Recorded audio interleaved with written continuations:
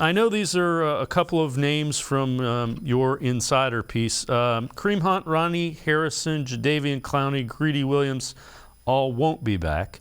Anthony Walker, Sione Taki among the free agents that could return. And then also there's a chance Dearness Johnson can come back. Take us through kind of those as well.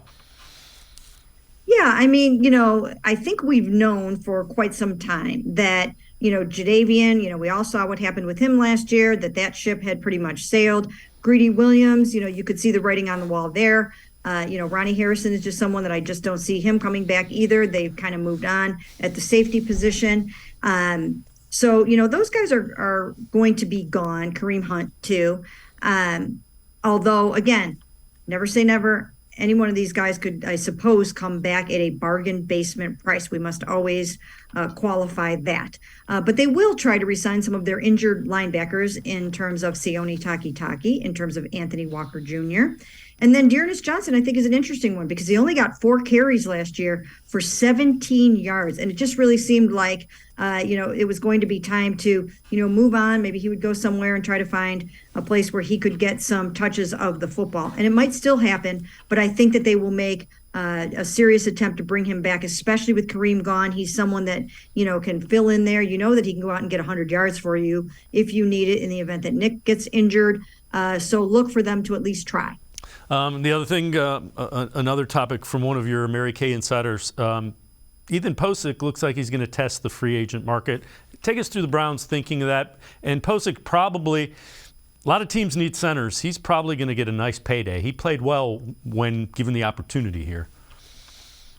Yeah, he played really well last year for the Browns, and he set himself up for a very nice payday. These guys don't get too many opportunities to hit the jackpot, so he will take his, and he will go out and he will see what he can get on the open market. And if the Browns choose to match the number, then they can try to match that number or exceed it.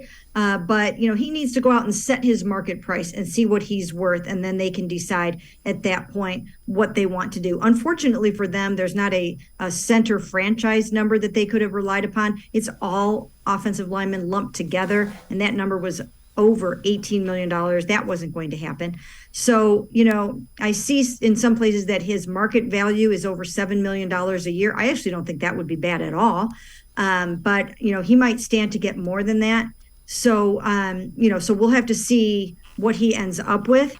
But, I do think it would be good if they could get him back here and just solidify that position. But I do also know that they like Nick Harris a lot.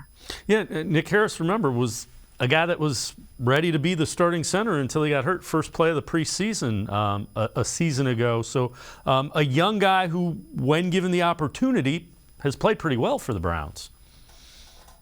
Yeah, and you know what?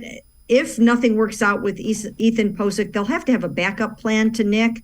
But I think they are ready to give Nick that chance. Now, he's coming off of a very serious knee injury, as you mentioned, and you have to hope that he's going to be able to come back from that, come back strong, and and do what he needs to do. But of course, he doesn't have to go for the most part, running a 40-yard dash, every series or anything like that. So, hopefully for him, he can come back and perform well on that surgically repaired knee and be the center that they think he can be.